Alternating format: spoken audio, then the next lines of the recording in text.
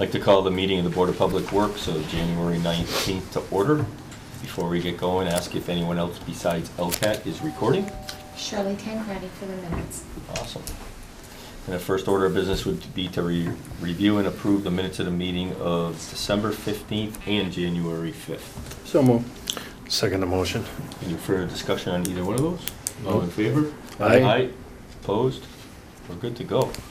And right into the superintendent's report. Thank you.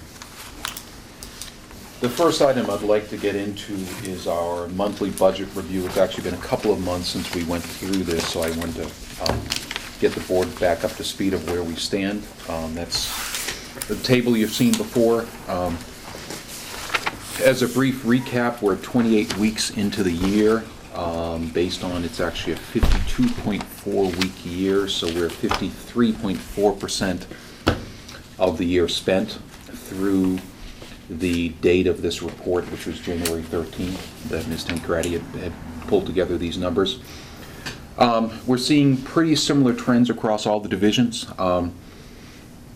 We are, as the board knows, with the exception of our admin staff, our union staff, our labor, is fully staffed at this point, and it's a position that we typically haven't been in that often. So when you take a look at a lot of our salary line items, we're below budget, but we're closer to budget than we have been at times in the past, because there's been various times where we've had some significant holes that have kept us well below budget on salaries. Expenses, again, we remain in good shape. I'll note that on the highway expenses, we are a bit higher than we were last year at this time of year. We're still below budget based on the percentage of the budget spent versus the percentage of the year that has been expended at this point. And that comes back largely to an item that Mr. Mayberry and I have talked about in the past, where we had some costs that were incurred as part of the pothole work that Mass Highway Department was funding last year, between the line striping, the crack sealing, and the actual pothole patching work that were ultimately not able to be funded by Mass Highway. So we had to fund those through our operating budget as opposed to the Mass Highway budget. Good news is we're still below budget, but and the good news is that actually frees up a little bit more of Chapter 90 money that we could spend going forward this year. Building maintenance, similar trends as in past years. You know, we typically spend a significant piece of that budget at the early part of the year, and then we catch up with the percentage as the year goes on. Snow and ice, we're looking very good, and keep our fingers crossed. Well, I'm not going to make any predictions other than we're looking very good right now. Time will tell. You can make some predictions about this weekend? 6 to 12 inches of snow. They're still trying to figure out what exactly it's good. It'll be something this weekend. Will it be a foot? Maybe, maybe not. The more the better. It's usually drier. The more snow you get, it's usually drier, less ice, you know. None would be okay. That would be all right too. I don't think we're going to get that. For us, yes. Energy is looking good. You know, we've trended up a little bit in a couple of categories, but we expected that because we knew our unit prices for both natural gas and electricity were going up as a result of some of our long-term contracts expiring and us executing new long-term contracts, but we're still well under budget at this point, and we expect to stay there as the year goes on. We don't see any savings yet in the solar? We do see savings every month. I don't have the number in front of me of how much, probably approaching $40,000 to $50,000 is what I would say, because for every dollar of credit that we buy,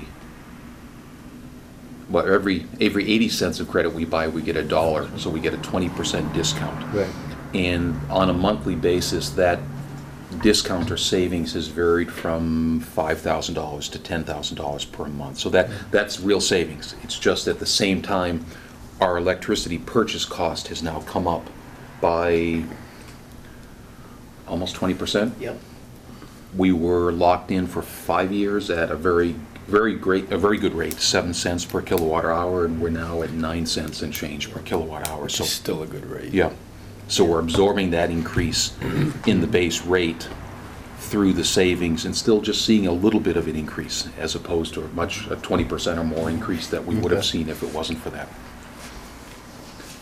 Our disposal costs are trending downward. which is what we expected. We hope them to continue to trend downward as we get through the year. This time of year is kind of the time of year that we pick up because we only run the transfer station for a week, a day per week. So our staffing costs go down and our disposal costs go down per week. So we'll start to see that trend change a little bit. Then it'll pick up again come springtime. Sewer and water we've talked about before. We're doing very well both from a salary standpoint and from an expense standpoint, partly due to some of the true-ups that we receive from the city of Springfield. So Good. overall budget looks good, is my. Looks good.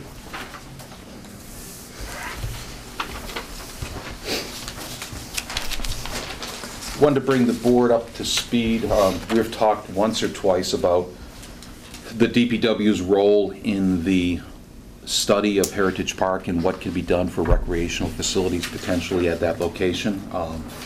You may recall that the town meeting voters approved $25,000 to study that facility, and that facility only to really take a look at what the limitations, what the constraints are at that site. Take a look at slopes, take a look at wetlands, take a look at depths to ledge, and then start taking a look at what might be able to be done at that location. Not necessarily what will be done, but what are some of the opportunities that might be there should the town decide to fund improvements at Heritage Park at some point in the future. So what I put in front of you is 3 draft layouts that Berkshire Design has come up with. A couple of different scenarios here. They presented that at a meeting that myself, Mr. Murphy, let's see, Colin from the Rec Department, Charlie Gray from the Rec Commission attended, as well as Gordon Smith and Greg Thompson from the School Department attended to really put this in front of us, give us a chance to give them a little bit of feedback. You know, they are going to be tweaking some of these layouts again. It's take a look at what could you do. Again, not necessarily what might you do, but what could you do, and if you're going to do something like this, how might you want to phase it? What ultimately might improvements like this cost? And I guess really the takeaway is when you take a look at the property, significant pieces of the property are constrained because of wetlands. If you take a look at the left and the right-hand side of the sheets, you can see in the darker green shading on these maps, those are wetland areas that could not be developed. So you're left with really an area kind of in the center, upper center of the property that could be developed for some type of field use. But there was some talk years ago that this was possibly a site for school, but there's no way because of all this wetland, correct? Correct, and the school property is actually pretty much that wetland on the right-hand side.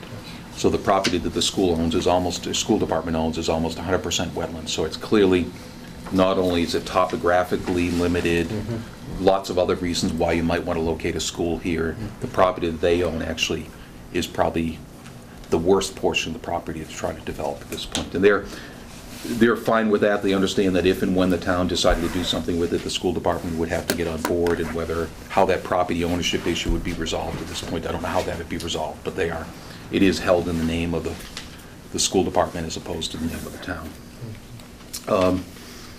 We don't have any costs at this point. And Dan, feel free to jump in if you recall some of the comments that we fed back. One of the things we talked about was from a security standpoint. It would be helpful, we thought, that if, in particular, security and police were able to drive through the center of this location. So you see most of these layouts are doing something with where the current soccer field is. Right. Some of them are keeping it as a field. Some of them are putting in parking and putting in some type of a community center at that location, potential basketball court, something like that. The thought would be perhaps if you could bring vehicle traffic, or at least security vehicle traffic, in through the center of the park, loop around the backside of the pond and bring it back, that might go a long way towards getting a more consistent presence in the center of the park to deter some of the activities that we would like to deter from happening. Because right now, with access being relatively limited to motorized vehicles, there's a lot of things could go on at the backside of the park and nobody would ever know that they were going on. So that was one of the things they're going to look at, trying to tweak this layout. Most of what you see on here past the center of this center of the park, past the existing soccer field. These would be footpaths, they wouldn't be roadways. So when you see a line, double line going up to the wetland areas, those would be footpaths, so it would be for, Those are for great pedestrian double lines. access, yeah. And showing going up to some sort of an overlook up at the top of the property. Again, that wouldn't be for vehicle access because you couldn't get vehicles up through the slopes and the wetland areas that It's you like have a to cross walking through. path or something? Correct, yeah, yeah. So there's potential there, it'll come at costs, I expect significant costs, but again, it's helping answer the question of if you were to develop this site to a reasonable maximum level, what could you do with it? Town may decide not, that the town doesn't want to do anything at this site, the town may want to do something at a different site, but at least we'll have a direction, we'll have a cost for what it might take to go in that direction. Isn't parking a main concern? I mean, if you have all these fields, Yeah. wouldn't you really have to have a lot more additional parking? Definitely. Ideally, you'd locate as much of the parking close to the field as possible, because in this day and age, nobody likes to get out of their No. car and walk to watch their kids So or like, grandkids in play. this scenario, A, you're showing 4 fields and 96 parking spaces. Is there a rule of thumb? 216 total, Tommy. I expect there is, but I don't know what that ratio is. There's 2 down the bottom. Yeah. Adding, there's, 55 being added to what's currently there, plus 96 there. So it's, it doesn't have some of the ideal features that some sites might. A has 216, B has 184, and C has 225. B has 184, and C has 225. And that's not including the spaces at the existing. Over here on the 2 ball fields, Yeah. which are Right. oftentimes pretty full, so. Right, right. Yeah, the issue is gonna be some kind of traffic. Because I know Parking. like Mountain Right. View. Otherwise, they'll be parking all off the sides of these, we'll have to have guardrails tight to the driveway, or they're gonna be parking all over the place. Without a doubt, it's gonna be like Mountain View. And you'd be looking at probably a signal upgrade as well, because right now the signal, at Stop and Shop there handles a relatively small number of cars coming out of the small lot in front. If you're doubling or tripling that, And these would probably get the most amount of use on the weekend, while those 2 grocery stores would be the same. most likely, yeah. Yeah. So it's not saying that any of these are ideal, but it's taking a look at what could you do here. Right. And, if you wanted to start moving in this direction, what might you do, first and second and third? Yes. There is potential there, but the site does have limitations. It's got some topography issues, for Definitely, yeah. sure. What is the existing dog park, A and C? And they're changing it up a little bit in B, or I'm not, A is existing, yeah, it looks like B that they've moved it a little bit. Correct, A and C is exactly where it is now. okay. And C would be, B would be a relocation. The dog park in A and C is the same. In B, they moved it over here and put an amphitheater with the dog park. Yeah. One of the things that we brought to their attention was, given that the pond in the springtime does flood, that, some of the things they were showing of having a community center up close to the edge of the pond, isn't very realistic, so they're gonna pull some of those amenities away from the sideline of the pond a little bit, and recognize that, during high water, a lot of that area will go underwater right now.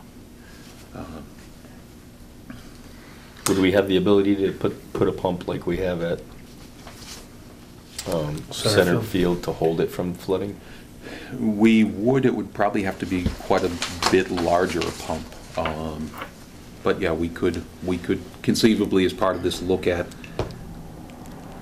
well, in Pump it this case, across it's the not street even or pumping down the because street. gravity works with us here.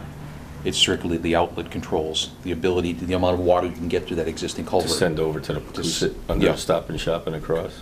Does that one go under Stop and Shop? It might, right? I don't think that one Yeah, it goes. goes- Under the mall, Goes right? across the street and around that bank and then behind Stop and Shop. Okay, so that's the same one that comes from Purvs, the other direction, comes up from Purvs and merges. And it goes under And the it goes parking lot and under yeah. the building? The sewer goes under the building. I don't think the storm drain goes Yes, under the building. actually under the parking lot, Yeah, to the far end of the Yeah, the parking storm lot. drain Oh, goes under the parking lot. lot, but Yeah. the sewer Right, goes right, under the building. Right. Right. So, that would be, there's certainly, in Center Pond, the gravity doesn't work with us, so we have to make the water move where we Right. want it to move. Here, Right. gravity, it would take the We're going water in in the right direction with some modifications to that culvert, some So controls there. as a part of the project, we could do something. Right, right. Cool. So it's some concepts, we're kind of heading in this direction, what ifs. The thought is that we start to get some prices attached to these and then start having some interaction with the public, set up a couple of public meetings, talk to people, again, really just try to get some ideas, make certain. We did, as I said, get input from the rec commission, they had kind of their wish list that they were put together.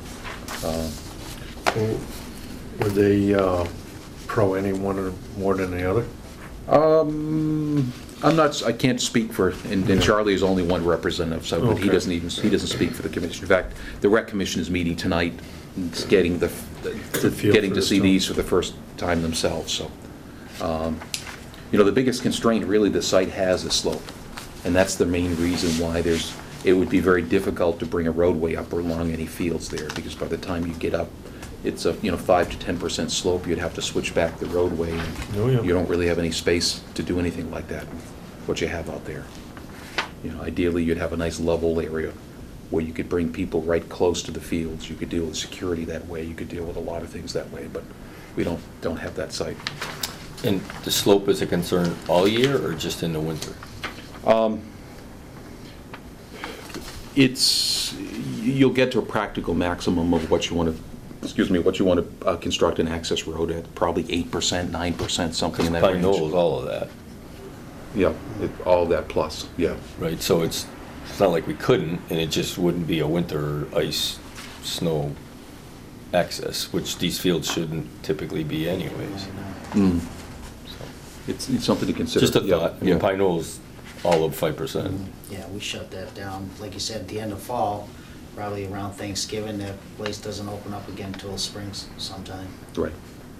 You'd have to put a little thought into, when would you see the maximum amount of traffic coming and going. Pine Knoll, I think it's probably at camp when it's drop-off Oh, time yeah. and pick-up time at camp. How does that compare to what would happen if there was a, major soccer event here or something like that, and everybody decided to leave at the same time? Could you accommodate that? I'm not sure. Yeah, I'm just curious as to why they didn't keep this field and put a parking lot more central to 2 more fields or something, but they didn't. I think the feeling was giving up property to build roadways. The scenario that the closer the fields get to each other, the more money will have to be spent in terms of either retaining walls or slope stabilization. The A, for instance, and C, I believe are achievable with a 1-on-3 slope without having to put in any sort of retaining wall. If you were to build B, and you're to have those 2 fields next to each other, as you see here, there'd have to be a retaining wall between the fields, and that would, it all drives up cost. A and B? A, I believe, would not require a retaining wall, Right. and C would not require a retaining wall, but B, I believe, would. This But B distance. would, yeah. Yeah. Yep, But this one being right there, there'd have to be a wall Right. to get up the hill. So it's a trade-off. You can, you make more property available by putting in retaining walls, but then you drive the cost up quite a bit. right. And, I expect the cost will be significant. These will be, Oh, yeah. this is a 6+ figure probably concept that we're looking at right here. I think that one of the bigger issues you got with the parking spot here is not the number, is like when they change games, like, get the people coming in and Yep. people going at the same time. Right. And then trying to get them out of the light at Stop and Shop will be challenging. They almost turn right. Yeah. One concept might be, again, because they're going back and they're going to connect this loop down to the parking lot by the fields, is if that connected, you would allow people access out through Dearborn and take a little bit of the pressure off of that light, if people could get out through 2 different intersections as Right. opposed to getting out through just a single intersection. In and out, basically, Probably, yeah. one direction. It could be. You could take a look at, haven't really advanced it. I mean, if games were coming and going, if everybody was coming in the same direction, everybody was leaving the same Right, direction. right. That might help. Talking about connecting it kind of them out over here. Yeah, I think that's what you're talking about. Coming right across here, so you Come came out where in. it says and you're- basketball. And then you're at another intersection that's further away from the Stop and Shop. Right, Mm. so if you dump this parking lot, like this, Mhm. so you come in, you leave, Mhm. you keep them moving in there, but because I've been at a lot of soccer games at Mountain View, that's the problem, you can't get the Right. person out to give up that parking spot. And by design, the signals on North Main Street favor North Main Street traffic. Right. So any of the side street traffic typically waits. So if you're adding more traffic to the side streets, they're going to be waiting longer. Right. Unless we decide to compromise the traffic flow on the, the main corridor. So some thoughts.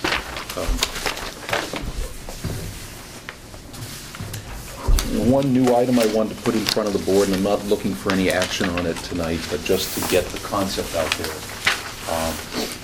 is something known as a Public Works Mutual Aid Agreement. The state legislature back in 2010 passed some new regulations. Mutual aid had been a common thing primarily in the firefighting industry. They updated those regulations, and then they created a mutual aid agreement that was specific to public safety for police, as well as for public works entities. Different statutes that govern each one of them, but let's see. So, and they have slightly different rules in terms of what you can do with each one of these. The Board of Selectmen, I believe, had considered this for some time, and they ultimately acted upon the public safety and the fire mutual aid agreement last September of 2015. My understanding in talking with our contact from MEMA, Mass Emergency Management Agency, is that we would be the last community in Hampden County that would be looking to opt into a formal mutual aid agreement. And you ask, what is the benefit? The primary benefit of a formal agreement would be that it expands the pool of communities that you could potentially rely upon in the future. We have good relationships with the adjoining communities, whether it's, Wilbraham or Longmeadow or other Hampden.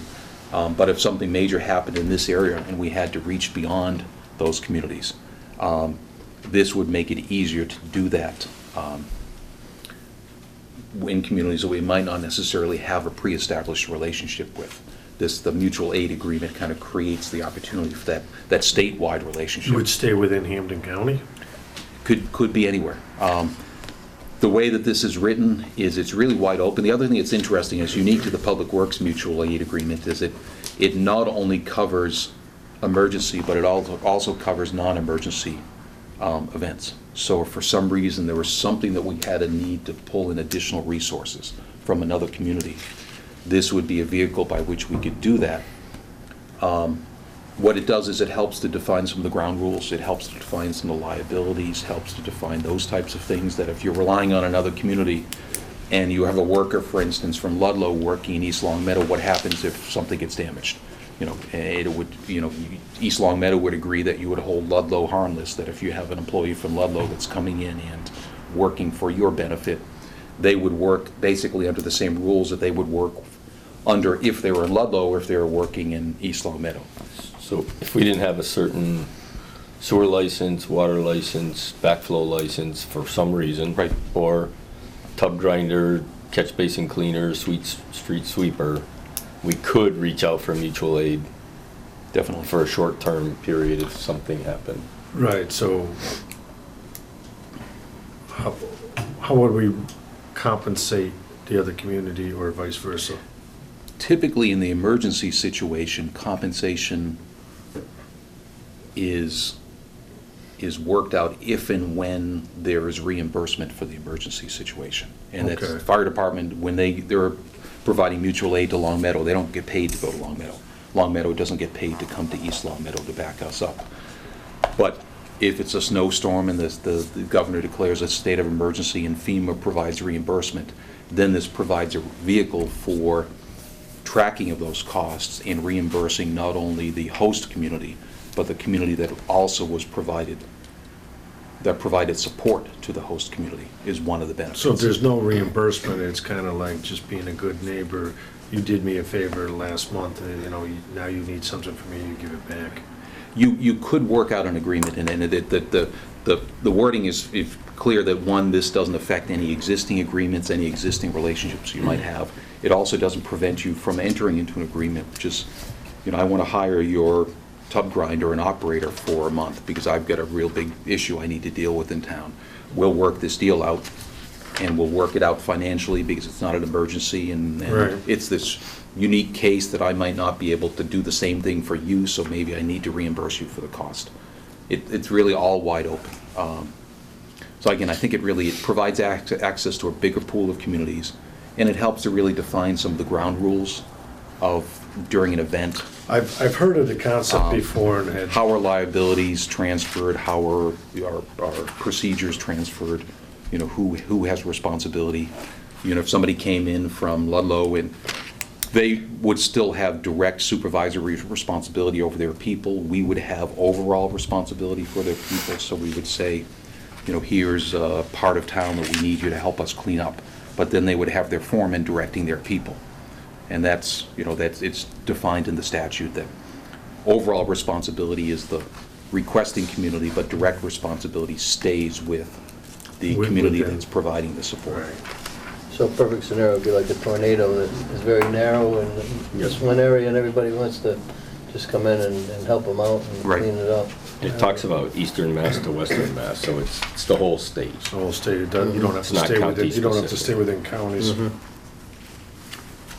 So it's the type of thing that we've done sort of unofficially quite a bit in the past. This just formalizes it a little bit more, and really from a liability standpoint helps to define some of the liabilities a little bit better of what happens, if somebody from another community is working in our community, what happens if some of our staff are working in another community? What rules do they work under? Do they work under our rules, under their rules, their liability, our liability? So it's- entertain a motion if you want to have us sign one. Excuse me? I'll entertain a motion that we sign it. I think it's a good idea. I think it's a good idea. Make a motion that we enter into this statewide Public Works municipal mutual aid agreement. I second the motion. Any further discussion? I think you've covered it. All in favor? Aye? Aye. Opposed? Thank you. All right. Just a couple of other quick items. The town report, as you recall, is we're coming up to the time of year in which that we have to submit our draft for what gets published. We have a deadline of February 1st to pull that information together, so internally we'll be putting together a draft write-up of the department's activities, and I will send it out individually to each board member by the end of the weekend. So you'll have a chance to take a look at it, and you can get back to me with any comments you might have between then and the 1st of February. Okay. A reminder, we have a meeting with the Appropriations Committee on February 2nd. I believe that is scheduled for 6:30. I'd suggest as we talk about our next meeting date, we may want to schedule our next meeting date on that same day, since we'll already be tied up that date. And I also did want to note that I'm meeting with Jim Broderick, our liaison with the Appropriation Committee, on Thursday morning. He wanted to come in, we'd met with him last board meeting, spent a little bit more time going over the budget line item by line item, so he understands it and hopefully is in a better position to support us with the rest of the Appropriations Committee. When is that? Do we want to do that now, set the meeting? Shall we? If you want to.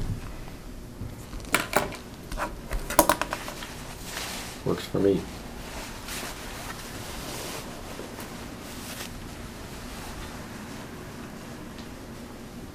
So we'll be here at 5, and then we'll go from there over to the council. Works for me. Next meeting is February 2nd, 5 PM, Service Building.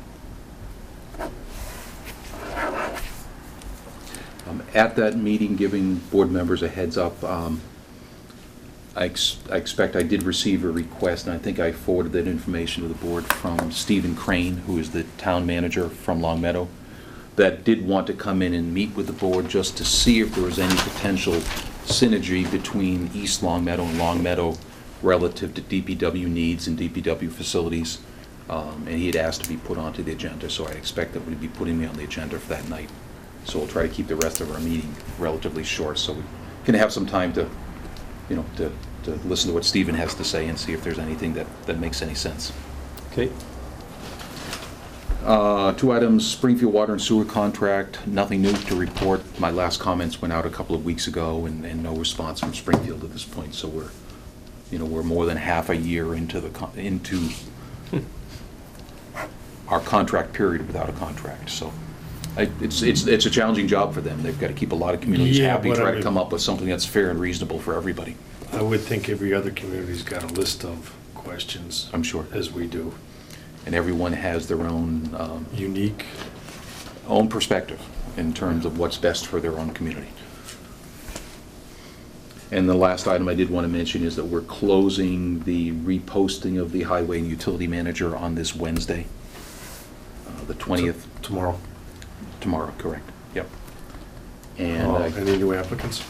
I did receive one today. I expect at this point our plan will be what we had talked about previously, is that I'd put together a committee that would be myself, Mr. Wilson representing the board, and Mr. Fenney to meet with a short list of candidates, put together a standard set of questions, put together some other information to prove their technical and computer skills, and then go forward with making a selection out of the list that we have to choose from.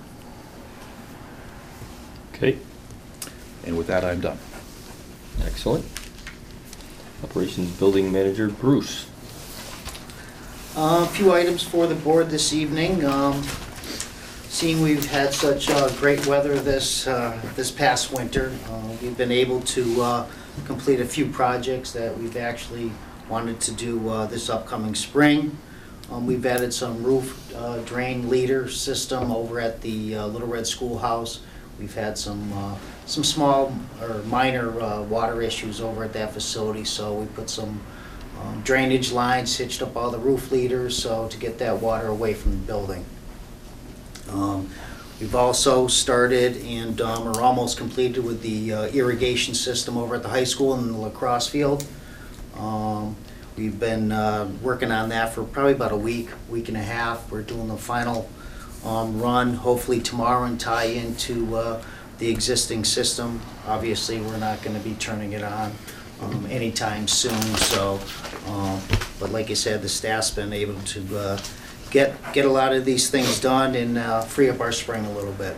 Is that the side field and the back field, or the back field? Just the or- side field. The lacrosse field is actually on the science wing end. So if you're coming in the back of the building, it's Yeah, on the on the left-hand left. side. Right. And what does it come from? The water main is actually over on the other side of the driveway? It's actually, we're tying into the, there's a 4-inch water line on the back side. where Went it's- across the street, right? Went across the driveway? Yes, And then yes. tied in over there? Yes, Cool. yes. Yep. There's an existing backflow preventer, meter, et cetera, so we're running all the irrigation lines for the high school off that Off location. Awesome. one Yeah. backflow. Yeah. So like you said, hopefully by, I'm thinking Thursday, we should be completed with that project also. Also, our potholes have been really minimal this year, based on obviously the nice weather we've been having. We've actually tried something new this year. We've actually stacked probably about 24 ton of berm in the back of the salt shed. We actually laid that out previously before the plants closed into 3-foot pieces, stacked them into the back of the salt shed on the backside, not in the salt shed. So then we put those in at the end of the day each day and heat it up to about 100 degrees and then in the morning heat it up to about 400 degrees. It becomes pliable and easier to work with, and hopefully it's going to last a lot longer than cold patch. So we've used it a few times, it seems to be working. So maybe next year it's something we can do and actually stockpile even more so. You just run the burn machine out, Yep, cut yep. it up into Yeah, 3-4 cut it up, lengths. and once it dries or Hardens sets up, Yeah. stack it in the back and, you Just know, heat it throw back. only a few pieces in. You can't throw a bunch Yeah. of it in all at once. Obviously, the heat is gonna penetrate. So we've been doing that. We're actually gonna be using it on a trench tomorrow over behind the high school and see how it holds up, and maybe, obviously, in the future, we can, you know, stockpile a little more for when the plants close. Nice. Nice concept. And the concept, the cost of the core mix versus the cold patch is probably about 20% less as well, so. Yeah. And again, we're optimistic it's going to be more durable and last longer than the cold patches. So we'll see how it works out. Hopefully it works out well. So during the winter months, we have actually a good material that'll stay in the holes. Like I said, this isn't really a good winter to test that because of the lack of rain and frost and everything else, but we'll see. It's a great concept. Yep. Yeah. Staff is still up at the transfer station sporadically clearing trees for the phase 1 removal. Dan's gonna be out there, and I don't wanna, if you're gonna talk about it, take your thunder away, but we've been working up there consistently.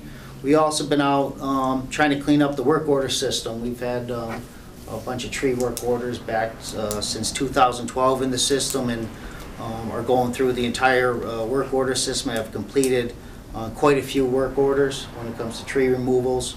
We're going out assessing them and seeing if we can do the work in-house, depending on the size of the tree, utilities, and everything else. So by this week, Friday, we should be pretty cleaned up as far as tree work orders, and then obviously we have a working list to go out to bid when we feel it's necessary. Also, the new trucks 77 and 78, hopefully we'll be picking those up next week. I wish it was this week and for this upcoming storm, but haven't heard back from them as far as that actual date.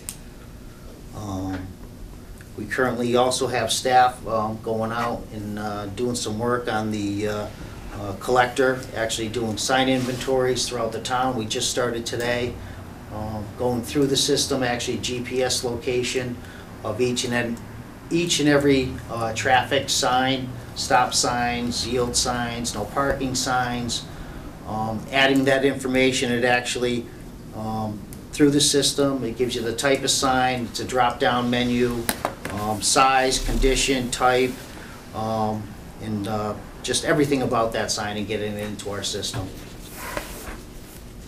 Adding to that, we have Ryan Daly, who worked for us as an intern a couple of summers, has been helping us out on a part-time basis, nights and weekends and things like that. And he just started putting together the data layout for a similar type of system by which we can capture information for our catch basins, looking ahead to the Phase 2 stormwater Okay. regulations, where somebody with a phone or an iPad can stand there, GPS the location of the structure, and then have probably a half a dozen different lines. You know, one line would be structure type, and you hit that and it would pull down block, precast concrete, brick, and you check one of those, and then that data gets captured and automatically gets populated into the GIS system. And then, you know, pipe sizes, if we have 2 pipes connected or 3 pipes connected, and we do a measure down and we grab that information, and all that just gets captured electronically on the phone or the iPad, and eventually will get pushed right into the database.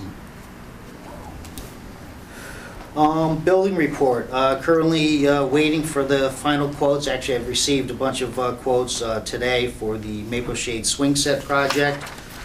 We will be reviewing those with the school department and Colin from the rec department. Hopefully get those swing sets ordered and hopefully installed before spring.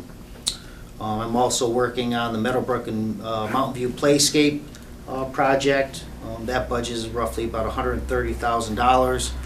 A little more involved when it comes to playscapes, but going through the motions based on some working knowledge of some of the things that the teachers and principals are looking at.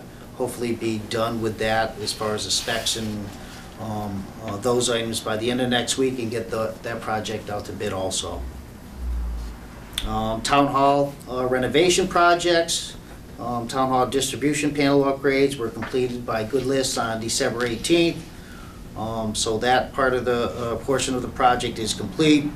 We're continuing on the renovations of the bathrooms. We did some final demolition today in the men's room. The women's room has been demoed and actually sheetrocked. So the next step, hopefully by the end of the week, is actually get the men's room drywalled, and then the tile hopefully will be in next week, and we can start tiling and getting our fixtures in, so probably about 3 to 4 weeks out. Hopefully, if things go well, to complete the bathrooms and move on to the next portion of the project. We did have, and I'll let Bruce jump in, a little bit of a surprise this afternoon, where we had a surprise inspection from a gentleman from the state Jeff? Occupational Health and Safety Yes. Department. Apparently, someone may have complained about some dust in the town hall, and as a result of that, he showed up to investigate that. I think it went well. Mm-hmm. You know, he, myself and Bruce, and he sat down and he asked questions about what did we do for, you know, partitioning off areas, what did we do for environmental testing and sampling and things like that before we started the demolition. And I think, you know, there was nothing really that he recommended other than just doing a good job cleaning up. Mhm. So we're gonna spend some time tomorrow going through and swabbing down, you know, walls and other types of things to make certain we're dealing with the dust as much as we can, so it doesn't have any impact on people. So it was a surprise, but I think we did, you know, as well as we could have Mhm. on a surprise inspection. Yep. That's all I got for you. Okay. Sounds like you got a little bit going on. A little bit. And now we'll have the town engineer's report with Dan. I've got 4 updates. Basically, on the landfill project, as Bruce had mentioned, they've done a fair, actually probably the majority of the Phase 1 area. If you drive into the site, Phase 1's off to the right if you're in the new compost pad area. So they've cleared most of the Phase 1 area of trees, cutting them down flush. It's been good frozen ground, good conditions for taking down trees. Water quality monitoring report went to the state last week. There were 10 groundwater wells and 5 surface water locations. Nothing out of the ordinary. Is similar to what we had 10 years ago when the CSA was completed. In fact, there was very few exceedances, which is similar to one of the rounds we did last time. Let's see, the tree and bush clearing, material surface. We've taken topsoil and compost samples. We're going to look at those for our mixing when we do the landfill closure. And just a reminder on the construction schedule, we're required to complete closure of Phase 1 by the October 15th of this year. And we're looking to do a portion of the Phase 2 area, which is the area on the left as you're standing in the compost pad area. So we're looking to do a portion of that in all of Phase 1 this year. And we're also looking, if conditions allow, we have staff, and we'll get into Phase 2 and get the trees cleared in there if we can, if the weather permits it. That's it for the road improvements. We anticipate getting our regular Chapter 90 allocation, about $590,000. We have about $150,000 remaining from last year, and then we still have the piece of Chestnut Street that we're planning to do with Lane this coming year. The streets that we're targeting, looking at for this year are Allen Street, Markham Road, and the northern section of Porter Road, north of Allen Street. On Allen Street, we don't think we're going to, it's a fairly long stretch, we don't think we'll do all of it, but we're looking at the worst sections of it. With the money we have, I guess we could do about 2 miles of roadway, using, the pricing from last year's project, but it'll depend on what we choose to do and what we find. We have done corings. They look fairly normal. There was nothing that was crazy out of the ordinary. 4 to 6 inches depth, a couple of places a little more, a little shallower in some locations. I haven't gone through the gravel yet to see what we've got there. The governor's office has been very quiet regarding Chapter 90 funding for this year, so we were lucky, and every community was lucky in that we received 50% more funding last year than Right. typical. We're all hoping that happens this year, but we're taking the lack of news to not be a very good sign. So most likely we'll be back to where we typically had been versus. Well, if that's the funding. case, you got 590, 150, and you got 750. Yep. Yeah. That's still Yeah. a decent amount. And it's always, it's a combination of road rehab, crack sealing, doing, we're trying Yep. to be innovative to the extent that we can and spread the money around as far as we can to get the, How much carry forward's allowed on Chapter 90? it carries forward forever. Yeah, you could not do anything 1 year and just save it for next year. The only thing that will happen is that technically I think there's a 10-year contract that communities sign, and at some point you'll get to the end of the 10-year contract, and there may be difficulty carrying forward from one contract to another, but within the contract period, carrying forward year to year isn't an issue. Yep. I think the spot milling is working well too. Yep, I think it came out well. Pease Road, Yeah. looks great. Yeah. And Pease Road on Maple. You know, that micro resurfacing on Westwood seems to be on, we haven't had any Yeah. cold weather We'll yet. see what the freeze comes out. Yeah. Just, you can see some cracks. Yeah. But it's holding up. The sales rep for the company that did that, Art Baker. Art Baker, So- came out after the first storm event just to take a look at it, because one of the concerns is how it holds up to plowing. Yeah. And what you may notice is you might notice some white streaks, because the aggregate material in there they call it a stone dust, but it's not really dust. It's a processed, fine, crushed sand. So it's gray, not a typical Bangor Right. sand cover. And what happens when you scrape the bitumen off the top of that, you leave behind a white streak. So if the areas that the plows might be hitting a high point, you might tend to see a white streak here or there. It's white rather than like a Correct. blue trap rock. Yeah. So the high points will start to show themselves as you scrape the black off the top of it. We started doing structure assessment, and I think we've hit all the drainage manholes, sewer manholes, and we're looking at the catch basins next. I think we finished Porter Road, and now we'll get Allen to do next. So we're preparing, again, we're preparing, getting ready to do a bid. We hope to bid, we will bid this in March, our road project, subject to the Chapter 90 allocation. The third one, in II program, Green Mountain Pipeline, scheduling to get them back in town. There's one manhole, the one in between Bentley's and Remedo and Sons on North Yeah. Main Street. That one's still, there's a fair amount of water still coming in there. We need to get that one sealed. We also went back and looked at, worked with Roy. He's identified a bunch of manholes that are known as historically being leakage manholes with that drainage coming in. And so we've added those to Green Mountain's list as 25 additional manholes. So they said end of January, but hopefully they'll be in town soon to do that work. We're also taking a look at the northeast and northwest sections of town, trying to identify what we want to do for those two areas we haven't looked at before, but to come up with a reduction program for those two locations. And then the last one is generic notice of intent. Was a draft was submitted to the Concom. It took a little time, but the regulations changed, and I think we really took a hard look at what we can do by right, what we can do with some talk with them, and then the things we need to bring before them formally. And I'm hoping it'll be a good document so everybody understands. Even the guys in the field will understand exactly what they can and can't do. So we're hoping to hear back from Craig and the commission. We submitted it informally to the commission chair. We wanted him to take a look at it, give us a chance to sit down face-to-face, talk about it, and then we'll do the formal submittal to the commission. But it follows the model that a number of communities have used, so I'm not too worried that we'll get through the commission, without any. I'm pretty confident we'll get through without any problems. One thing it basically helps to do is it defines. There's actually quite a few activities that are exempt from the Wetlands Protection Act. The Conservation Commission does not have jurisdiction on. For instance, any water pipeline or sewer pipeline repairs, replacement, maintenance. There's no need to file with the Conservation Commission for that. Drain lines don't have that exemption, so you have to get their approval in some cases when you're doing work on drain lines. But there's a long list of things that are going to be clearly defined as exempt. Then there's a list of items that'll be defined as covered by the generic notice with no prior notification required.